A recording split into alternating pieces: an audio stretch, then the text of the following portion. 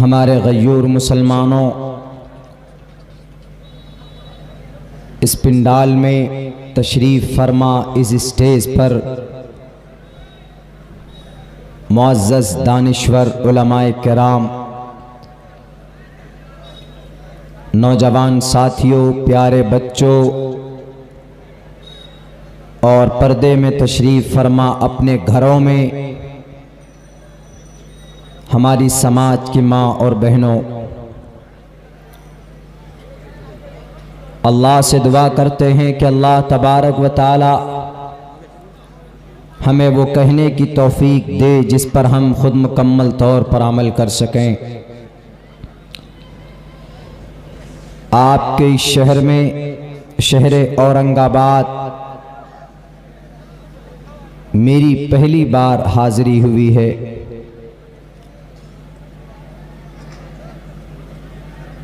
और इस वक्त, इस ठंड में, इस कोरोना के ज़माने में भी आप लोग पूरे एहतियात के साथ जलसा सुन रहे हैं, ये बहुत बड़ी बात है। इतनी ठंड में भी यहाँ अभी तक बैठे हुए हैं, ये इस बात की यकीनन दलील है कि आपको अपने कुरान से, अपनी शरीयत से, अल्लाह और उसके रसूल की बातों से आपको मोहब्बत है। मैं शुक्रिया अदा करता हूँ नौजवान साथियों का, जिनकी मेहनत और कद्दो काविश से, जिनकी लगन से उन्होंने ये प्रोग्राम, ये कॉन्फ्रेंस, ये महफिल मुनाकिद की है। अल्लाह उन नौजवानों को, अल्लाह उन बच्चों को दीन की खिदमत के लिए कबूल फरमाए। मेरे भाइयों, यकीनन जब कौम का, समाज का जवान तबका कोई अच्छा कदम उठाता है तो यकीनन वो कौम तरक्की करती है, वो कौम आगे बढ़ती। इसलिए कि अल्लाह तबारक व तआला की नज़र में जवानी की बड़ी अहमियत है। अल्लाह ने ज़िंदगी की इस उम्र को बहुत सारी फजीलतों से भी नवाजा है। बालिग होने से पहले बच्चा गैर मुकल्लफ होता है, शरीयत का पाबंद नहीं होता है, मगर बच्चा जब बालिग और बड़ा हो जाता है तो कुरान और शरीयत का हुक्म उसके तरफ मुतवज्जे होता है और फिर वो आज़ाद नहीं रहता, बल्कि उनको अल्लाह के एक एक हुक्म की रियायत करते हुए अपनी ज़िंदगी गुजारने की जिम्मेदारी उस पर आ जाती। और जो जवान अल्लाह के मंशा के मुताबिक अपनी ज़िंदगी गुजारे, अल्लाह के नबी का फरमान है कि कल क़यामत में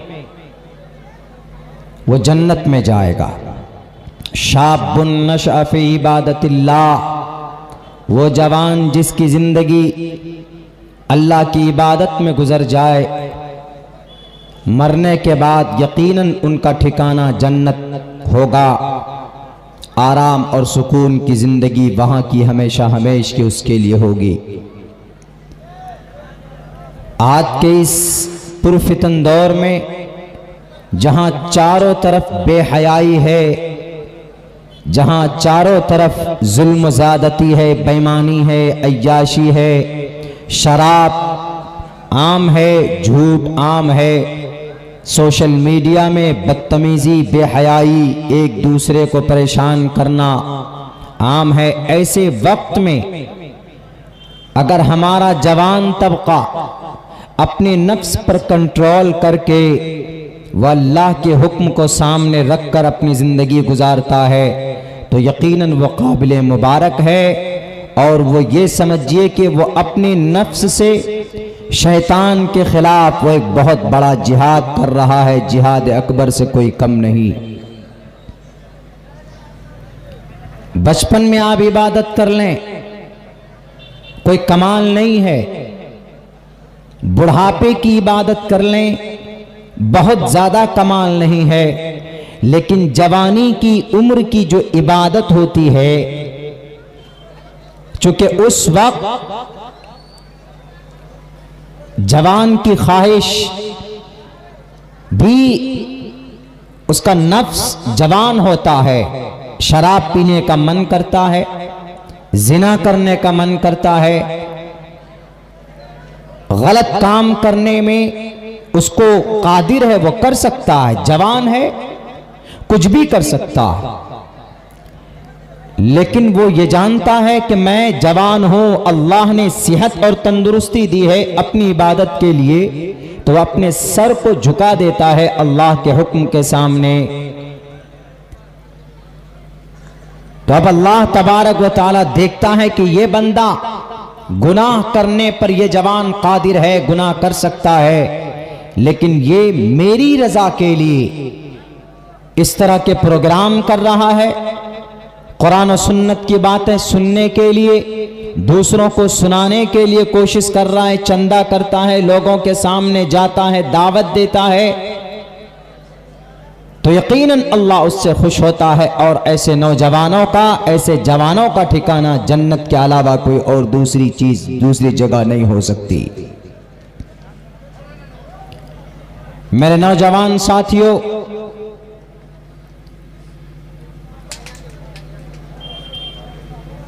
अगर हमारा जवान तबका सुधर जाए पूरे भारत में, पूरी दुनिया के अंदर, तो हमारी खोई हुई इज्जत, वो इज्जत जो अल्लाह ने कुरान में हमें दी, वो इज्जत खो गई है, गुम हो गई है। हमें दोबारा वापस वो इज्जत हमें मिल सकती है, हमें कोई नहीं रोक सकता उस इज्जत को पाने से। बस ऐसे ही नौजवान, जैसे एक जुनून था,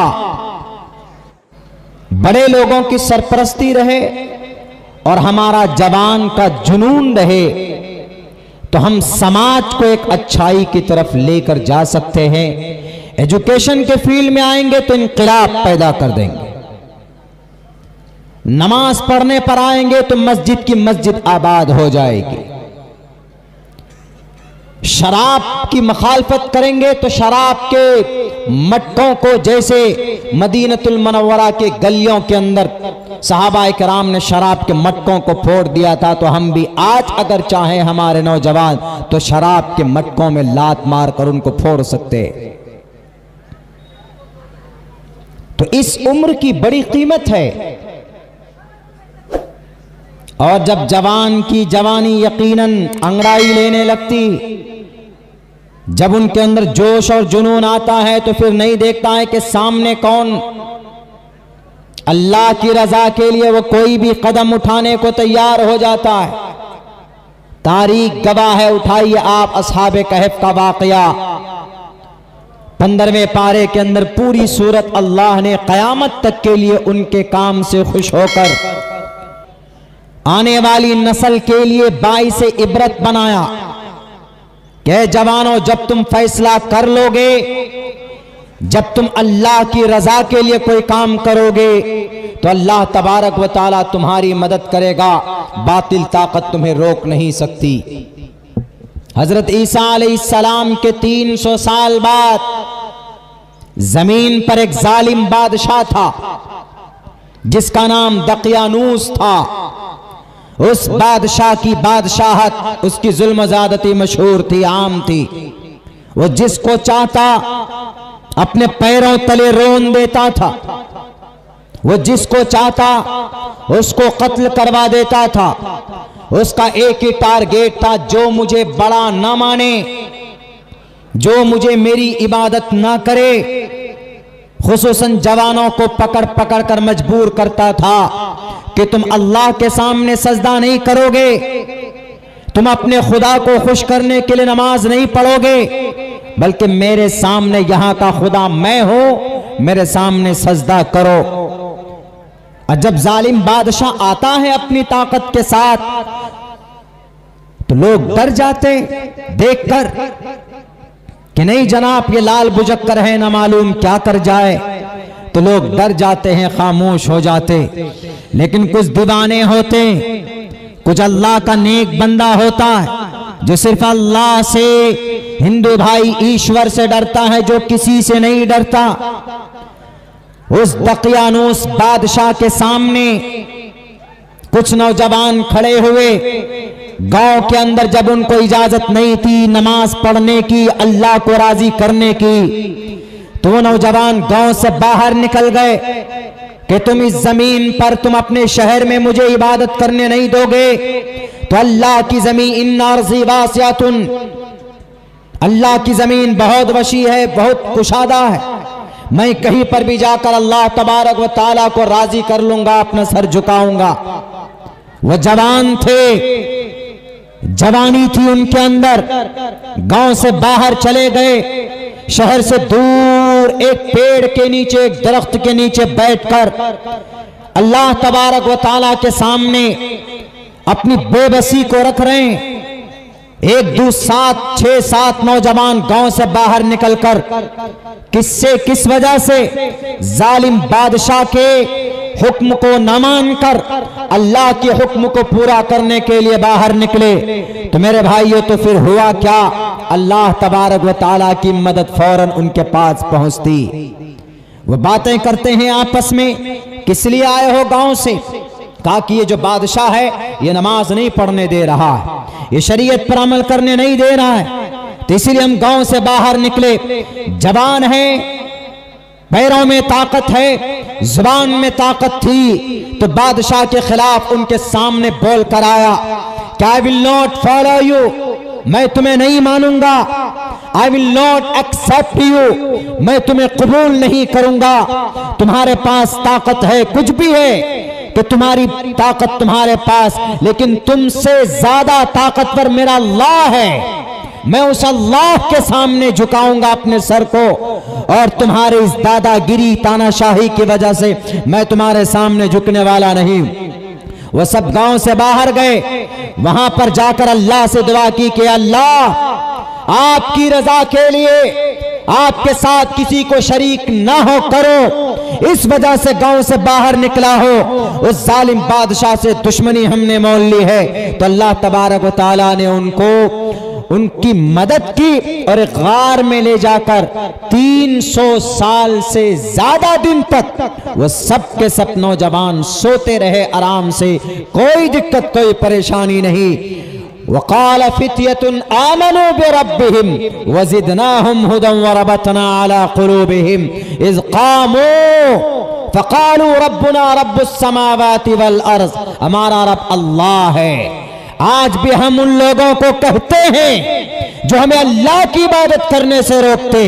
जो जवाब अस्हाबे कहफ का था वही जवाब सुन लो आज के डुप्लीकेट खुदा, वही जवाब हमारा भी है। हम अल्लाह से डरते हैं, दुनिया की किसी और बातिल ताकत से नहीं डरते इंशाअल्लाह, और ना कभी डरेंगे हम। जवानों, ये आप कर सकते हैं। बूढ़े लोग, दानिश्वर लोग, उम्र रसीदा लोग जिनकी उम्रें ज्यादा हो गई, वो तो नहीं कर सकते, लेकिन आपके अंदर ये ताकत है, आप आवाज बुलंद कर सकते हैं और आप अल्लाह के झंडे को, अल्लाह की शरीयत को अपनी अमल के जरिए से नाफिज कर सकते हैं। तो इस जवानी की बड़ी अहमियत है। सोशल मीडिया में जाकर मोबाइल में उंगलियां घिस मत लो। रातों को वीडियोस, शॉर्ट वीडियोस देख रहे हैं, गाने सुन रहे हैं, गाड़ी चला रहे तो कान में लीड लगा हुआ है, गाने सुन रहे हैं, कोई फायदा नहीं होने वाला। व मिनन नासि मन यश्तरी लावल हदीस लियुदिल्ला अन सबीलिल्लाह फबश्शिरहुम बिअज़ाबिन अलीम। गाने सुनते हैं ना हम लोग, हमारे नौजवान साथी, इस गाने के चक्कर में अजान होती है, अजान की आवाज आपको सुनाई नहीं देती। आप फजर की नमाज, आप फर्ज नमाज पढ़ने के लिए नहीं जाते हो, तो कल क़यामत में आपकी फबश्शिरहुम बिअज़ाबिन अलीम, अलीम दर्दनाक अजाब की खुशखबरी सुना दो उन नौजवानों के लिए, उन लोगों के लिए जो मोबाइल के जरिए से म्यूजिक सुनते हैं, डांस करते। नहीं छोड़ेगा रब। अल्लाह ने आपको जवानी दी है, जवानी को पैदा करो, जवानी बनाओ हजरत अली के तरह, हजरत उस्मान के तरह, हजरत उमर फारूक के तरह, इमाम मालिक के तरह, अल्लामा इब्न क़य्यिम के तरह, इमाम बुखारी के तरह, उनके तरह जवानी बनाओ मेरे नौजवानों। बहुत तबीयत खुश हुई मेरी आज जवान कमेटी को देखकर। सारे नौजवान बच्चे हैं जो मेहनत कर रहे हैं। अल्लाह इन नौजवानों को दीन की खिदमत के लिए ज्यादा से ज्यादा कबूल फरमा। इन लोगों को, हमारे वो लोग नाराज ना हो जाएं, बूढ़े लोग के तारीफ जवानों की हो रही। भाई मैं ये कह रहा हूं कि एक हिस्सा है जवानी का, 14-15 साल से लेकर 40 से 45 साल तक ये जो हिस्सा है जवानी का, इसमें कुछ भी कर सकते। बर्फ का पानी है, 2 तो नहा लेंगे। बूढ़े आदमी के ऊपर बर्फ का पानी डालिए तो खुद बर्फ बन जाएगा। तो जवानी, इसलिए अल्लाह तबारक व तआला ने मोहम्मद रसूलुल्लाह की ज़ुबानी कहलवाया कि जवानों को बता देना, वन शबाबिही फीमा अफना, तुम जवानी कहां बिता कर आए। सलमान खान के फिल्म देखते देखते, या शाहरुख खान के या ऋतिक रोशन के डांस देखते देखते नहीं, बल्कि आपको बुखारी शरीफ पढ़ते पढ़ते, कुरान करीम के का दर्स देते देते, अहादीस का दर्स देते देते आपकी जिंदगी का कुछ हिस्सा गुजरना चाहिए, ताकि कल क़यामत में गवाह बन सके आपके लिए मेरे नौजवान साथियों। बड़ी कीमत है इस जवानी की, अच्छे काम में लगा लो। मैं नहीं कहता कि आप कोई जोखिम भरा काम करो कि चलो लड़ाई मार धार करने या पहाड़ तोड़ने, नहीं, पाबंदी सलात कर लो, नमाज की पाबंदी कर लो।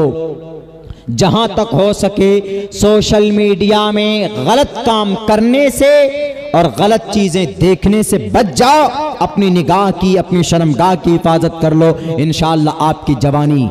वनहन नफ्सानिल हवा फइन्नल जन्नत हियल मअवा, बुरी चीजों से रोक लोगे तो आपका ठिकाना जन्नत होगा। आज क्यों हम पिस रहे हैं, क्यों? बहुत सारी बातें हमारे लोग नहीं जानते, हम नहीं जानते। आपका शहर औरंगाबाद, पता है इस शहर की क्या तारीख है? औरंगाबाद का मतलब औरंगजेब रहमतुल्लाह अलैह के नाम पर पड़ा है। 3 औरंगाबाद, एक बंगाल का, एक बिहार का, एक महाराष्ट्र का, तीनों डिस्ट्रिक्ट। ये भी शायद डिस्ट्रिक्ट ही है या मुर्शिदाबाद डिस्ट्रिक्ट में आता होगा, लेकिन शहर है औरंगाबाद। तो औरंगजेब रहमतुल्लाह अलैह के नाम पर है ये शहर। लेकिन औरंगजेब रहमतुल्लाह अलैह की बहुत सारे खुसूसियात है, and the Muslim don't know about Aurangzeb रहमतुल्लाह अलैह। भारत के अंदर उनके जमाने में 40 साल तक हुकूमत की उन्होंने। नौजवानों, 40 साल तक हुकूमत की। सबसे पहले चावल और गेहूं से टैक्स हटाने का काम यही औरंगजेब ने किया था। जिस वक्त भारत के ये बादशाह थे, उस वक्त यहां भारत का सबसे बड़ा कारोबार होता था कपड़ों का। भीलवाड़ा राजस्थान, गुजरात, मेरठ, भागलपुर, इन तमाम जगहों के ऊपर कपड़ों के फैक्ट्री लगा करते थे औरंगजेब रहमतुल्लाह अलैह के जमाने में। हम इस चीज को नहीं जानते, इसीलिए तो आज काफिर और मुशरिक लोग, लड़ाकू लोग, नफरती लोग, वो नफरती, न वो मुसलमान है न वो हिंदू है, सिर्फ नफरती है वो, बस मिलता कुछ नहीं। हाथ में हथौड़ा लेते हैं, चले जाते हैं जनाब लैंड जिहाद के नाम पर, तोड़ने के लिए, मारने काटने के लिए चले जाते हैं। अभी एक वीडियो हमने देखा, बड़ी ताज्जुब और बड़ा दुख हुआ।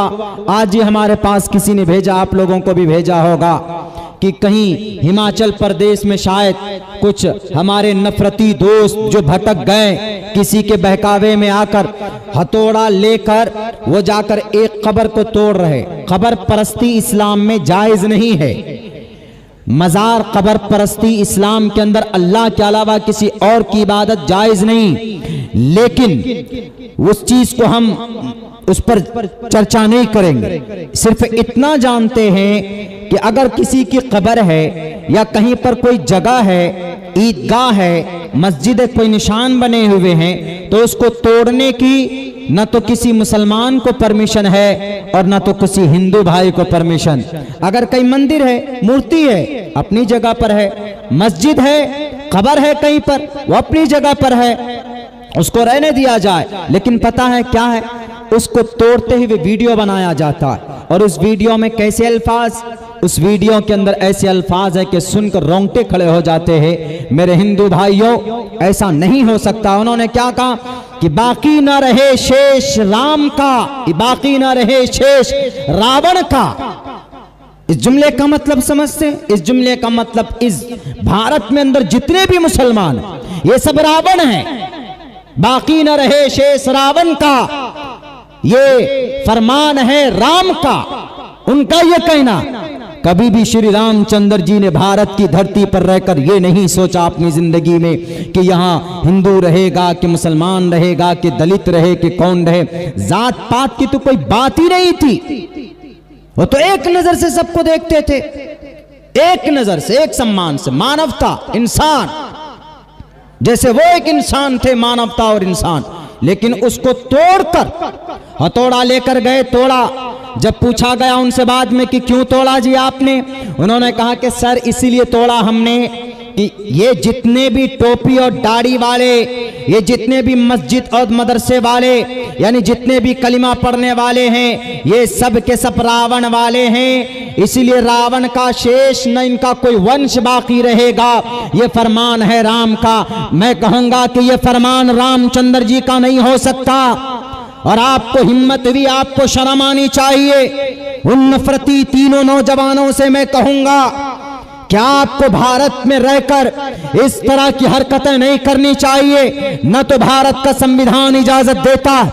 हमारे पुलिस वालों से हम कहेंगे कि भारत के संविधान में, भारत के संविधान के धारा 153A और B के तहत उनके ऊपर केस बुक होना चाहिए। इसलिए कि उन्होंने भारत के इस देश की, हमारे इस मुल्क की अखंडता को खत्म करने के लिए उन्होंने हथौड़े लेकर कब्रिस्तान को तोड़ने की कोशिश की, और उन्होंने हवाला दिया कि हम लैंड जिहाद, पहले तो अब लव जिहाद, अब लैंड जिहाद, मतलब जमीन जिहाद। जमीन जिहाद का क्या मतलब? यानी जहां जहां मुसलमान बसे हुए हैं, हम इनकी जमीन को अब छीनेंगे, इनको यहां से भगाएंगे। शायद तुम भूल गए हो, इन मुसलमानों को आपने रावण कहा। रावण वो था जिसने नाश किया इस देश का।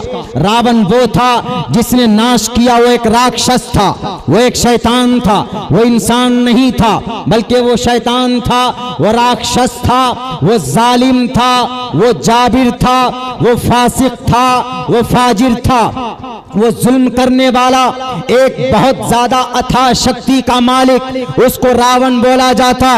उसी रावण को मिटाने के लिए श्री रामचंद्र जी को खड़ा किया था।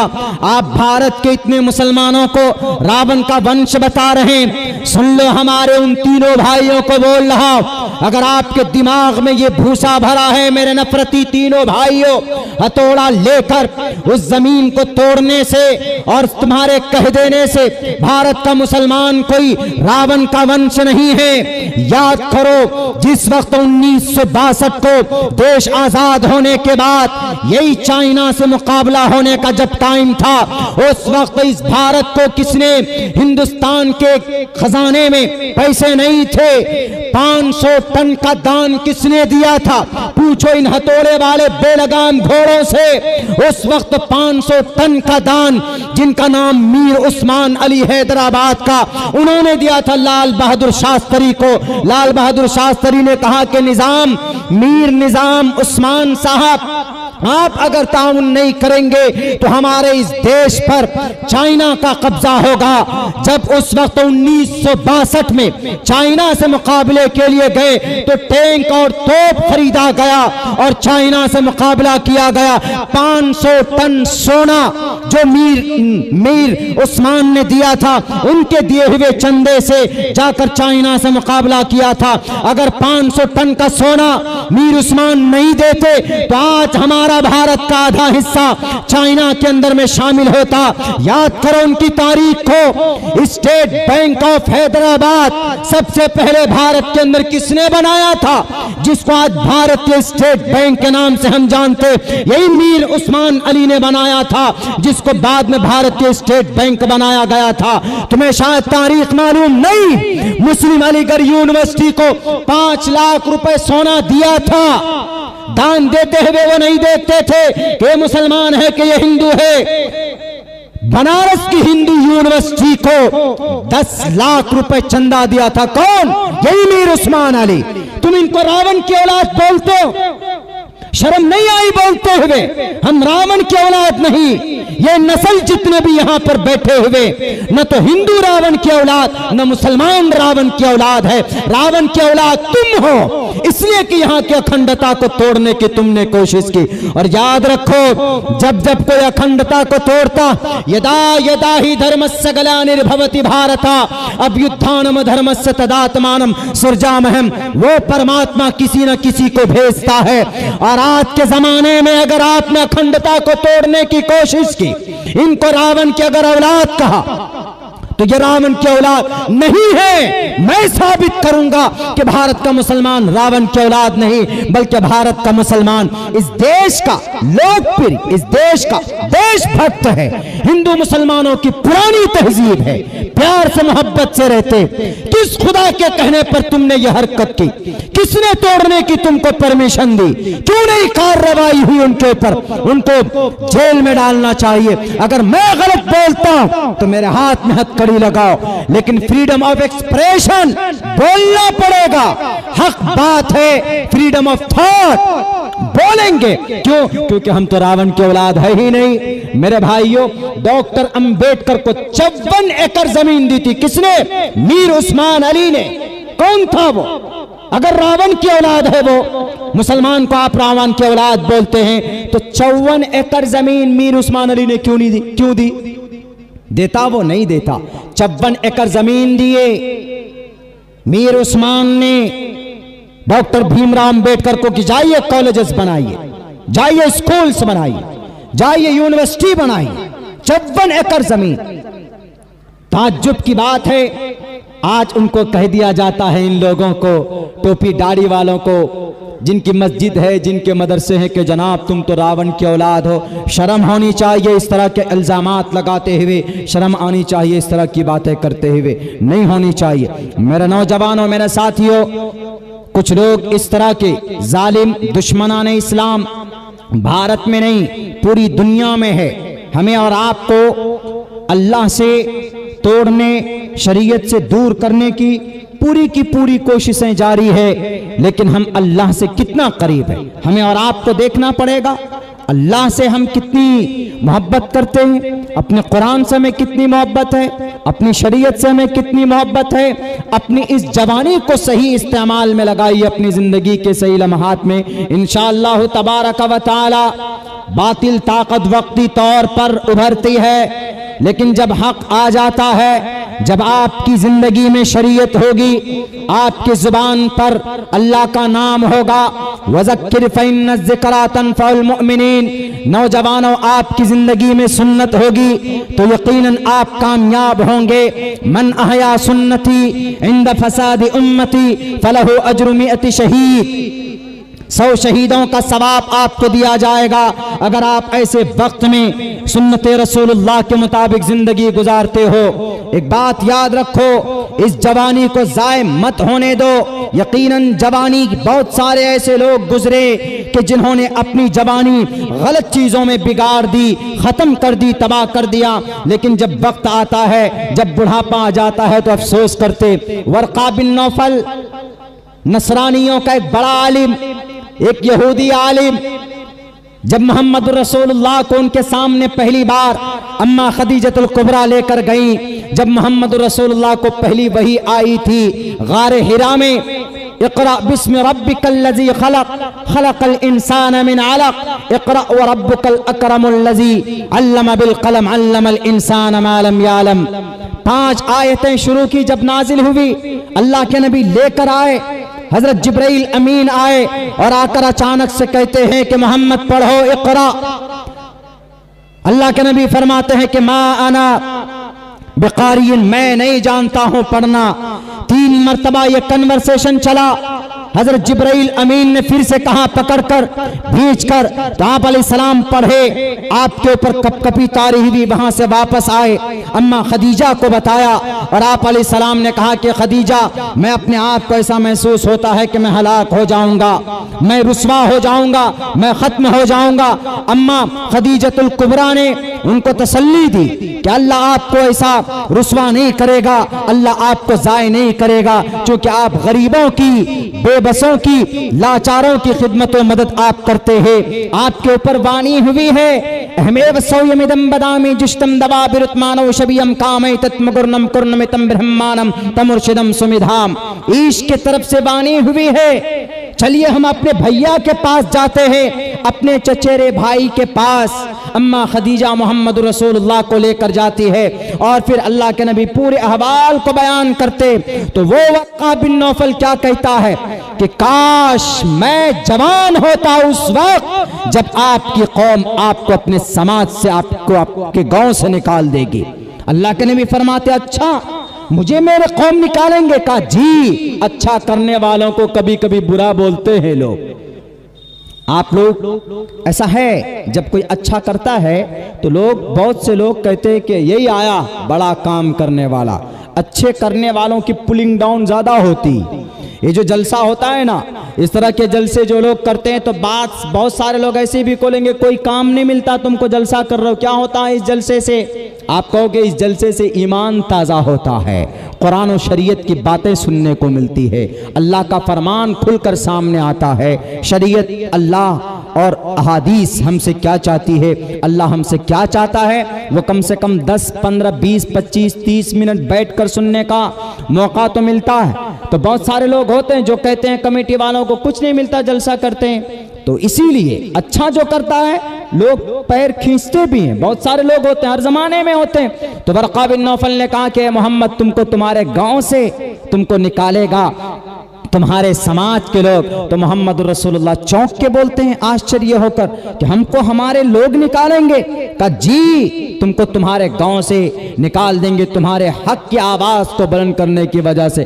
काश मैं जवान होता, देखिए जवानी की ख्वाहिश कर रहे, काश मैं उस वक्त जवान होता जब तुम्हारे कौम के लोग तुमको निकाल देते, तो मैं तुम्हारा इकरार और एतराफ करता और तुम्हारी मैं मदद करता। अभी तो हमारे पास जवानी है, जितना ज्यादा हो सके, जितना ज्यादा हो सके अपनी जवानी को नमाज में, रोजे में, सोशल वर्क में, गरीबों की मदद, समाज में अच्छा काम। अगर कोई जवान है, ग्रेजुएशन पढ़ाई का जमाना है तो ढंग से पढ़े, वो मेहनत करे। अगर कोई जवान है, अगर बिजनेस में लगना चाहता है तो जाए, मेहनत से काम करे, ईमानदारी से, लेकिन शराब की थैलियों में न जाए कि नहीं जनाब ये जवानी है, अभी जवानी है, जब बुढ़ापा होगा तब अल्लाह को याद कर लेंगे, उस वक्त तो यू विल बी एक्सपायर्ड। आप तो जाने वाले, आपका एक कदम तो जहन उसमें कब्र पे जा चुका है। बूढ़े होकर नमाज रोजा नहीं, वो तो मरने का समय। इबादत में मजा तभी आता है जब खून के अंदर गर्मी हो। फजर की नमाज में उठो, इस सर्दी में वजू करो ठंड पानी से, अल्लाह कितना खुश होता होगा, ये मेरा बंदा है जिसको मैंने पानी से बनाया है, खूबसूरत इंसान बनाकर भेजा है। देखो मेरी रजा के लिए इस ठंड में भी, जनवरी और दिसंबर की ठंड में भी उठकर मेरी रजा के लिए ठंड पानी से वजू करके नमाज पढ़ रहा है। अल्लाह आपकी किस्मत का फैसला, आप जमीन पर नमाज पढ़ेंगे, अल्लाह आसमान पर आपकी किस्मत का फैसला कर रहा होगा। इसीलिए मैं कहता हूं मेरे नौजवान साथियों, यकीनन आपकी ये जवानी बड़ी कीमती है। अगर आपने इसको जाने दिया अपने हाथ से ना तो आप अल्लाह के महबूब बन पाएंगे जब आप अल्लाह के वफादार नहीं बनेंगे। जब आप अल्लाह के महबूब नहीं बनेंगे तो मदद कहां से आएगी? अल्लाह के तरफ से तो आएगी नहीं। आपके नेता लोग तो मदद करेंगे नहीं, आपके दुनिया के लोग तो मदद करेंगे नहीं, बल्कि ये तो अपनी ताकत का नाजायज इस्तेमाल करते हैं, अपनी ताकत का अजीब अजीब भ्रम फैलाकर जनाब अब तो ये होने वाला वो होने वाला। बड़े ताज्जुब की बात है कि इस कोरोना काल में सबसे पहले हमारे तालीमी इदारे बंद होते, सबसे पहले स्कूल मदरसों को बंद किया जाता। यकीनन कोरोना है मानते, अगर तहकीकी एतबार से देखा जाए अगर कोरोना वाक़ियतन है, आई एक्सेप्ट दैट, तो सबसे पहले शराब खाने को बंद करना चाहिए, सबसे पहले मार्केटों को बंद करना चाहिए, मदरसों को बंद कर देते हैं, स्कूल को बंद कर देते, तालीम में लात मार देते हैं आप। ये बात नहीं चलेगी। और जनाब रात को कर्फ्यू, क्यों? रात को कोरोना सड़क पे ज्यादा दौड़ता है, वो तो दिन में ज्यादा दौड़ता है। कोरोना जहां देखा भीड़ ज्यादा वहां पर घुस जाता है। मेरे भाइयों, अल्लाह तौफीक दे इन लोगों को, सही हिदायत की तौफीक दे, सही समझने की तौफीक दे। न मालूम किस तरह की बातें होती, हमें किसी से कोई लेना देना नहीं। हम तो इतना जानते हैं कि अल्लाह तबारक व तआला ने 60 साल 70 साल की जिंदगी हमें दी, बस कुरान और सुन्नत के मुताबिक हमारी ये जिंदगी गुजरनी चाहिए। वैदाहम में पुरुष महानिमा द्वितीय वारुण तपस्य प्रस्तात न्याय दृष्टिपूताम, हम अपनी जिंदगी गुजारेंगे दृष्टिपूताम, सोच समझकर, सत्यपूताम, सच बोलकर, वदेद वाचम वस्त्र पूताम जलम भेद, हम पानी भी पिएंगे तो फूंक फूंक कर, यानी सुन्नत रसूलुल्लाह के मुताबिक जिंदगी गुजारेंगे। मन आया सुन्नती का तर्जमा। मेरे मुसलमान भाइयों, इस्लाम का सबसे बड़ा दुश्मन, नाम उनका पंडित दयानंद सरस्वती जी अपनी किताब में इस हदीस का तज़किरा करता, मन अहया सुन्नती इंद फसादी उम्मती, जो मेरी सुन्नत को जिंदा करेगा। जिस वक्त सुन्नत को मिटाया जा रहा हो, जिस वक्त कुरान के, जिस वक्त शरीयत की धज्जियां उड़ाई जा रही हो, उस वक्त अगर एक सुन्नत पर कोई अमल करेगा, कोई अल्लाह के फरमान को अगर कोई मानेगा, तो अल्लाह तबारक व तआला उसके मकाम को, उसको 100 शहीदों का सवाब उसके लिए दिया जाता। हम और आप नहीं।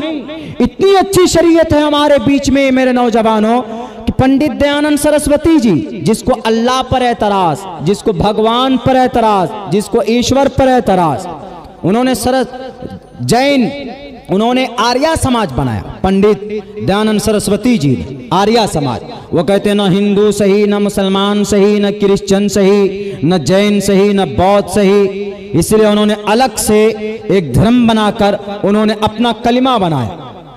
पंडित दयानंद सरस्वती जी का कलिमा, उन्होंने कलिमा बनाया, ओम शन्नो मित्रा शन्नो वरुणा शन्नो वरुणा शन्नो भवत्वर्यमा शन्ना ब्रह्मा बृहस्पति नमो ब्रह्मणे नमस्ते वायो तमेव प्रत्यक्षम ब्रह्मासी ओम शांति ओम शांति ओम शांति। बहुत बड़ा मंत्र श्लोक उन्होंने एक कलिमा बनाया, सब धर्म से अलग होकर।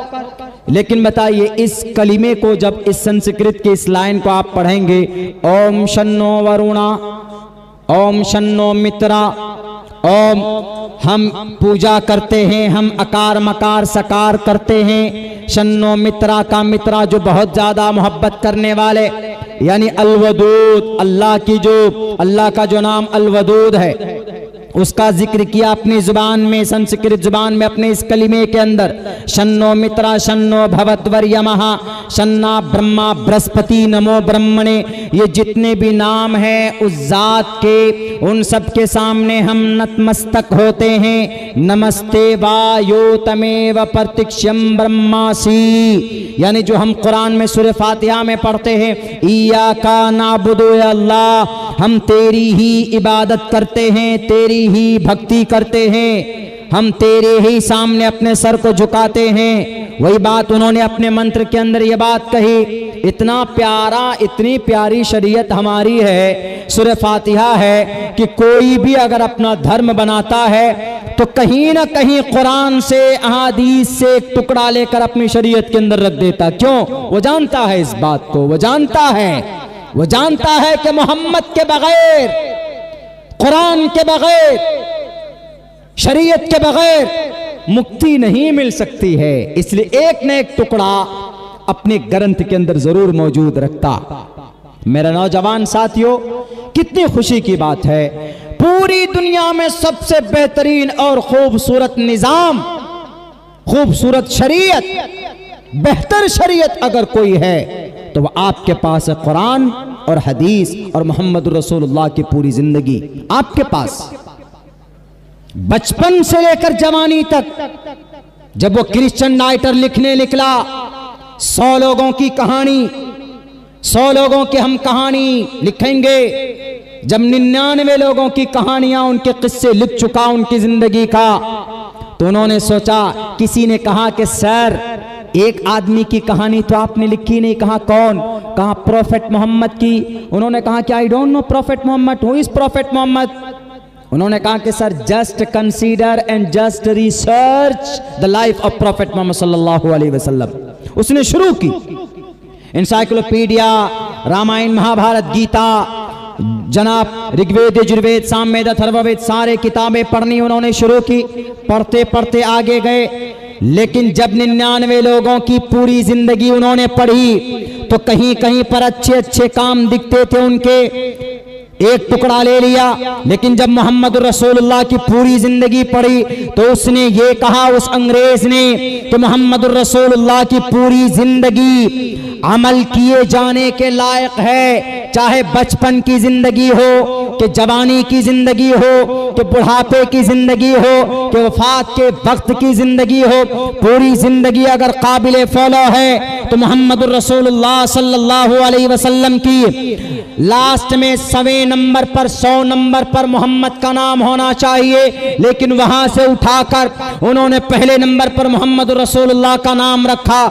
हम जो मुसलमान हैं उसी मोहम्मद रसूलुल्लाह के लाई हुई शरीयत कुरान है। 23 साल के कलील मुद्दत में वो कुरान मोहम्मद पर उतरा। हम उस कुरान को मानते हैं, हम नबी की लाई हुई शरीयत के मुताबिक जिंदगी गुजारते हैं। हम किसी रावण को नहीं मानते, हम किसी दज्जाल को, हम किसी राक्षस को नहीं मानते हैं। मैं फिर याद दिलाऊंगा मेरे उन भाइयों को, अगर आपको गलतफहमी हुई है, अगर आपको इन मुसलमानों में रावण नजर आता है तो तारीख पढ़ लीजिए जनाब। डॉक्टर APJ अब्दुल कलाम की 1985 तक हमारे भारत में मिसाइल नहीं था। सिर्फ दुनिया, हमारा मुल्क 175वें नंबर पे था, यानी पौने 200 नंबर पे था। वेपन्स के बारे में मिसाइल है ही नहीं। डॉक्टर APJ अब्दुल कलाम ने जब देखा कि पूरी दुनिया में, US में, UK में, फ्रांस में, जर्मनी में और जनाब चाइना में गाइडेड मिसाइल है, मेरे पास क्यों नहीं है? तो डॉक्टर APJ अब्दुल कलाम ने सबसे पहला मिसाइल, जिनका नाम त्रिशूल है, 1985 में तारीखी बात कर रहा हूं, इनको नोट कीजिए, याद दिलाइए इन लोगों को जो दुश्मन, जो नफरत फैलाने की कोशिश करते। 1900 में इस वाक़े को बोलकर अपनी बात खत्म करूंगा, चूंकि 1 घंटा भी पूरा होने वाला। 1985 में सबसे पहला मिसाइल त्रिशूल नामी बनाकर देने वाला कौन? Doctor APJ Abdul Kalam. क्या वह रावण की औलाद था? दूसरा मिसाइल 1986 में बनाकर देने वाला, नाम उसका धर्मभूमि पृथ्वी नाम का, पृथ्वी नाम का दूसरा मिसाइल 1986 में। और तीसरा मिसाइल आकाश, चौथा मिसाइल नागा, पांचवा मिसाइल उनका पांचवा मिसाइल अग्नि बनाने में डॉक्टर APJ अब्दुल कलाम कई मर्तबा फेल हुए, लेकिन मेहनत करते रहे, मेहनत करते रहे, मेहनत करते रहे। जब 1993 में अग्नि को बनाकर, अग्नि मिसाइल को बनाकर तैयार किया, तो दुनिया के अंदर ऐसा मिसाइल बनाया, ऐसा रॉकेट बनाया कि आज तक वैसा रॉकेट किसी ने नहीं बनाया था। यानी एक रॉकेट में 4 सैटेलाइट को जोड़कर कैमरेज होते, उनको एक रॉकेट के जरिए आसमान पर छोड़ने वाला पहला रॉकेट लॉन्च किया जिसका नाम अग्नि था, और उसको बनाने वाले का नाम डॉक्टर एपीजे अब्दुल कलाम था। जब 1993 में यह चीज देखी गई, 1997 तक तो घुटने टेक दिए अमेरिका वालों ने, घुटने टेक दिए रशिया वालों ने, फ्रांस वालों ने कहा कि एपीजे अब्दुल कलाम साहब आप हमारे सैटेलाइट को अपने रॉकेट के जरिए से लॉन्च कीजिए। तो 104 सैटेलाइट को एक रॉकेट के जरिए, अग्नि के जरिए सन 2014 के अंदर लॉन्च किया जाता है आसमान पर। इतना बड़ा मिसाइल गाइडेड, जिधर आदमी जाए उधर जाता है मिसाइल, जिधर दुश्मन का टैंक जाए उधर जाता है मिसाइल। ऐसा गाइडेड मिसाइल बनाने वाला कौन? डॉक्टर एपीजे अब्दुल कलाम, जिनको रावण की औलाद बोलते हैं। शर्म आनी चाहिए। 4 पूरी दुनिया में खून की नदियां बहाने वाला कौन? मंगोल। उस मंगोल को रोकने वाला अलाउद्दीन खिलजी 400 साल तक 20,000 मंगोल को का कब्र बना दिया था चाइना के बॉर्डर पर, इस देश में घुसने नहीं दिया था। आप उनके लोगों को बोलते हो कि ये रावण की औलाद, रावण की औलाद होते से इस देश की रक्षा नहीं करते। अमृतसर से लेकर कलकत्ता तक ये जो आपके हाईवे, इसका नाम है ग्रैंड टैंक। इस हाईवे का नाम अमृतसर से कलकत्ता तक, इस हाईवे को बनाने वाला कौन? शेर शाह सूरी है ना। इस हाईवे को बनाने वाला कौन? क्या वो रावण की औलाद था? शर्म आनी चाहिए आप लोगों को ऐसी बातें करते। हजारों उदाहरण दे सकता हूं मैं, हजारों। डाक स्पीड पोस्ट, कोई चीज भेजना हो, आपका एटीएम कार्ड भी आता है तो स्पीड पोस्ट से, आपका चेक आता है तो स्पीड पोस्ट से, आपको बंगाल से आपको उत्तर प्रदेश कुछ भेजना है, ये साउथ भेजना है स्पीड पोस्ट से। तो किसने बनाया? स्पीड पोस्ट को बनाने वाले का नाम शेर शाह सूरी। सड़क के किनारे जो पेड़ लगे हुए दिखते हैं, किनका बनाया हुआ? शेर शाह सूरी का बनाया हुआ। रेशम की दुनिया में नाम कमाने वाला, ये रेशम किसने बनाया? रेशम की सबसे बड़ी मार्केट बनाने वाला का नाम टीपू सुल्तान है। जब तक टीपू सुल्तान रहा अपने इस मुल्क में, अंग्रेज का कदम जमने नहीं दिया था। एक तरफ ये मुर्शिदाबाद का आपका सिराजुद्दौला, इनके नाना, और दूसरी तरफ वहां श्रीरंगापट्टनम मैसूर के अंदर टीपू सुल्तान। आरएस डैम, भारत का सबसे बड़ा डैम, पानी को रोकने वाला कृष्णा नदी के ऊपर कौन बनाया? टीपू सुल्तान ने बनाया। याद कीजिए इन तारीखी बातों को। हथौड़ा लेकर जमीन तोड़ने से तुम्हारी जमीन नहीं हो जाएगी। हथौड़ा तोड़कर कब्र, जिस कब्र को तुमने तोड़ा है, देखो उस कब्र के अंदर कोई भारतीय मुसलमान पड़ा होगा। ये उसकी वफादारी है कि पूरी जिंदगी रहा तो देश में चलता रहा, देश की रक्षा के लिए चलता रहा, जब मरा तो देश की हिफाजत के लिए देश में ही दफन हो गया। इससे बड़ा प्रूफ और क्या चाहिए देशभक्ति का?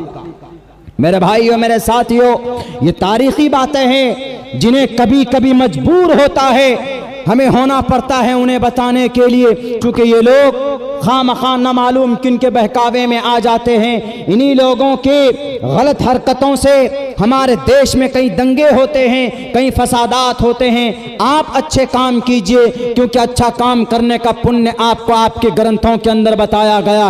हाँ, वक्ती तौर पर जरूरत पड़े, अगर लड़ने लड़ाने की बात अगर होती है तो श्रीमद् भगवत गीता में भी लड़ने की बात कही गई है। अगर कुरान में लड़ने की बात कही गई तो कुरान करीम के अंदर या अय्युहन नबी हर्रिजिल मुमिनीना अलल क़िताल, तो आपके पेट में दर्द नहीं होना चाहिए। क्यों? क्योंकि अबू जहल, उतबा, शैबा, वलीद, हंजला, मुगीरा शराबी, कबाबी, फासिक, फाजिर थे। उनके खिलाफ तलवार उठाना जरूरी था। जैसे दुर्योधन नहीं समझ रहा था, जैसे जालिम नहीं समझ रहे थे, कोरू नहीं समझ रहे थे, जबकि श्री कृष्ण जी ने खुद एक छोटा सा बच्चा बनकर गए दुर्योधन को समझाने के, दुर्योधन जंग मत करो, पांडवों को उनका हक दे दो। दुर्योधन ने कहा कि सुई के तिनके के बराबर, सुई के नोक के बराबर मैं जमीन नहीं देने वाला हूं, एक भी। तब जाकर श्री कृष्ण जी ने कहा अर्जुन बैठो मत, कुतस्त्वा कश्मलिदम विष्मो समुपस्थितम अनार्य जुष्टम स्वर्गम कीर्ति कर्म जुनहा हृदय दौर्बल्यम मास्मगमः। शुद्रम हृदय दौर्बल्यम, उठाओ तीर और भाले और जालिम के खिलाफ मुकाबला करो। तो जब राक्षस आता है दंडनाता हुआ तो मुकाबला करना पड़ता है। अगर मोहम्मद ने मुकाबला किया, तलवार उठाई, तो जरूरत थी उस वक्त गांव समाज को बचाना। जैसे आज इस देश को बचाने के लिए कभी कभी चाइना को डराने के लिए हम लोग तोप लॉन्च करते, तोप फटाते, बम हमारे देश के सैनिक फटाते। क्यों? कभी कभी विशाल रूप दिखाना पड़ता है कि हमारे पास भी है, चाइना वालों हमारे देश में मत घुसना। और ये चीज किसने की? मेरे भाइयों, हमारे आज जो टैक्स हम लोग देते हैं, टैक्स जो देते हैं, ये निजाम टैक्स का कौन बनाया? ये निजाम टैक्स का अलाउद्दीन खिलजी का बनाया हुआ। ये टैक्स का जो निजाम अभी चल रहा है अलाउद्दीन खिलजी का बनाया हुआ है। वो अलाउद्दीन खिलजी जिसको बदनाम करने के लिए एक फिल्में भी बनाई गई थी, हमने उसके ऊपर पूरी तकरीर, पूरी उसकी हिस्ट्री को हमने बयान किया। ये टैक्स उनका बनाया, उनके उसका किया हुआ। 20,000 सैनिक के जरिए से ये सियाचिन से लेकर कैलाश पर्वत तक कब्जा करने वाले कौन? यही औरंगजेब, जिनके नाम पर आपका शहर है। कैलाश पर्वत को कब्जा किया, उधर अफगानिस्तान के बॉर्डर तक मिलाया, भारत को अखंड भारत बनाया। उसका नाम क्या? उसका नाम औरंगजेब रहमतुल्लाहि अलैह। आज उस औरंगजेब के ऊपर तान, आज उस औरंगजेब के नाम पर कहीं पर कोई नाम है तो बदल दो।